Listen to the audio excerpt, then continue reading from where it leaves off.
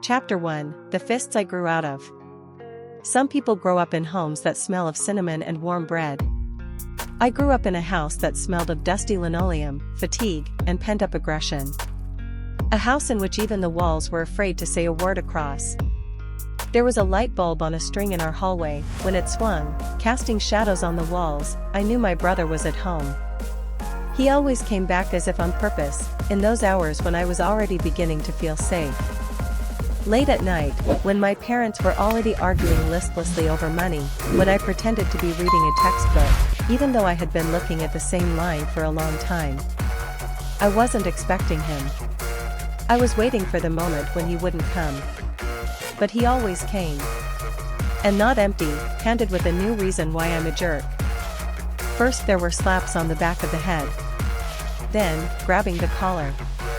Then there were random elbows in the stomach. But it wasn't the blows that were scarier. The scarier part was the way he explained it. "I'm making you stronger. You should be grateful that you have a brother like that. I'm teaching you about life. You're a weakling, and in this world, weaklings are fodder." He spoke with such confidence, with such predatory calmness, that at some point I began to believe. Thinking, maybe I really am not like that.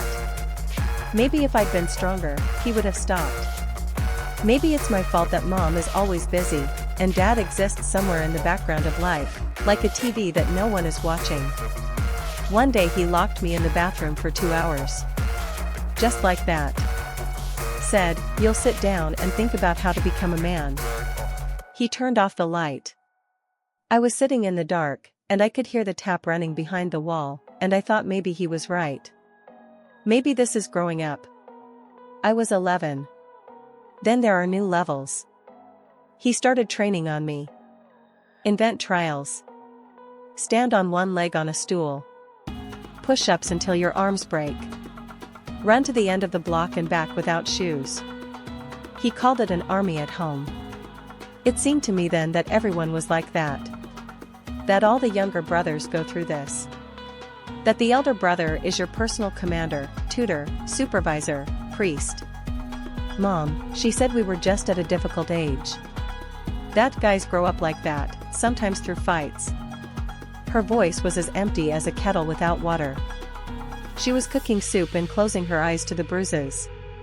Her eyes were tired, not because she couldn't see, but because it was more convenient for her not to see. My father didn't understand at all. He had a plan to work out, eat, watch Zenit play, and go to bed. He didn't ask any questions. Not about my split lip, or why I started stuttering. He said, the men will figure it out on their own. And if they couldn't, then they weren't men. I realized that there was nowhere to look for help. School was a respite. But I was transparent there too. Silent, always tired. I had grades, but no friends.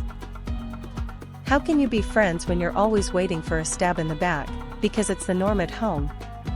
When I turned 15, my brother said, "If you ever achieve anything, know that it's because of me. I've made a man out of you." And then I didn't answer. I didn't argue. He just looked down and nodded. But inside, for the first time, I felt no fear. Just a dull rage. Deaf as the pillow I used to scream into at night. And it was that evening, lying in my corner bed, that I realized that all I needed to do was get out. Can't prove it.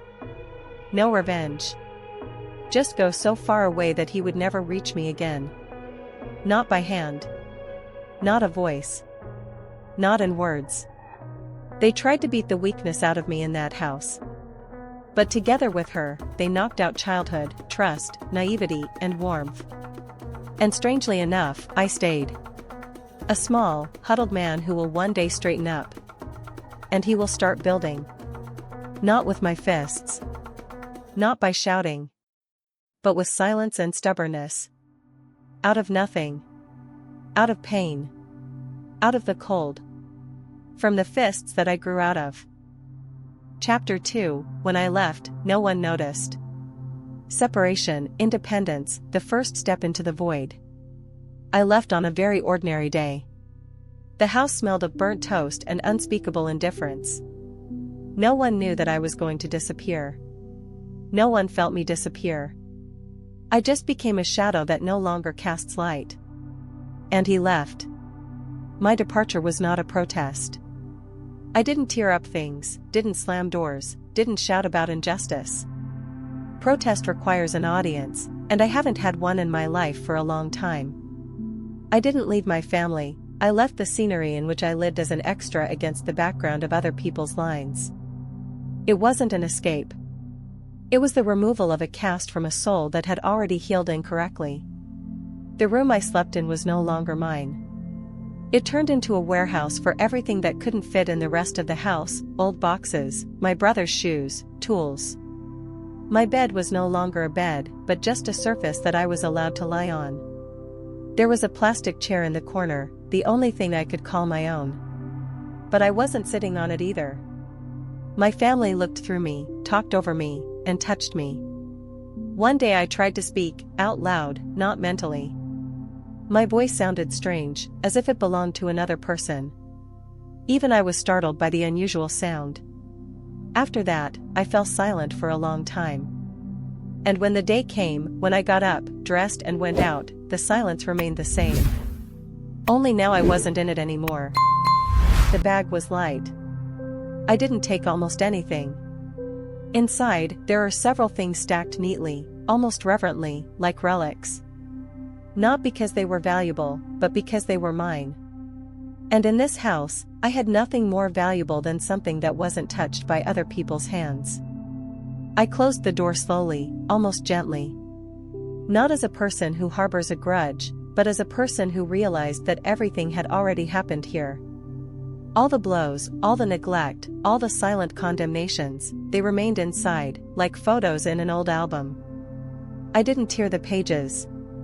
I just wasn't going to look through them anymore. The street was cool. The morning air smelled of exhaust, snow, and the beginning.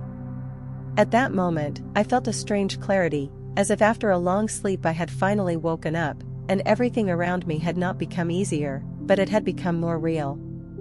The cold was getting to my skin, but it was an honest cold. Not like in that house, where coldness lived in words, in gestures, in empty glances. I walked without turning around. Not out of pride, but because there was no one to turn to. What's left behind is not family, but history. Silent, unedited, torn in places. A story in which I was always a comma inserted between other people's sentences. The first nights were hard. A small rented room with peeling walls, a rusty sink, and a bed with springs that spoke louder than me. I fell asleep in my jacket, clutching my bag to my chest like a charm. Not from thieves, but from the world. Out of fear that if I stopped now, I would become what I was again, quiet, inconspicuous, bent inside myself. I rarely ate. I worked a lot. He thought without illusions. Every morning began with a decision, to survive. Every evening, I start by asking if I've done enough to get out one more step. I wasn't dreaming. I was building. Not on the sand of resentment, but on the hard rock of anger, pain, and a strange, stubborn dignity that no one recognized, but which I felt with every cell. I remembered how I was afraid of the dark when I was a kid. And then I realized, the darkness does not frighten. It's scary when you're not alone in the dark, and the one next to you is stronger. Now I was alone in the dark. And that was a relief. I didn't know what would happen next. But I knew for sure that there would be no going back. There's nothing left to look for where I've been. I wasn't even there anymore. And in that silence, for the first time in many years, I felt a place. Even if it's tiny. Even if it's cold. But his own. That's where it all started. Chapter 3, Success that smells of sweat and anger. Take off, start a business, the path to millions. My way up was not like a ladder. There were no steps.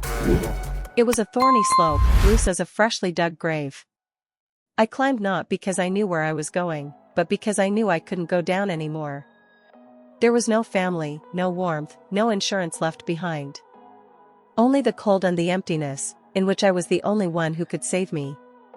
I started with hard, cheap work.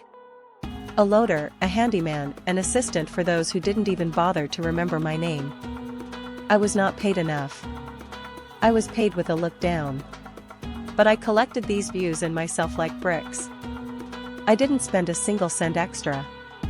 While the others were laughing at lunch, I was counting how long I had left before the rent, before the tools, before my own business. I didn't live, I was going to live. I didn't have the luxury of education, connections, or startup capital. But I had something else, anger.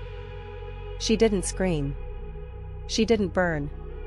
She was quiet, heavy as a nail in her heart. Every day I replayed scenes from the past in my head, the brother who beat me, the father who looked through me, the mother who was silent. And each time it made me get up earlier, work longer, and demand more from myself than I needed to.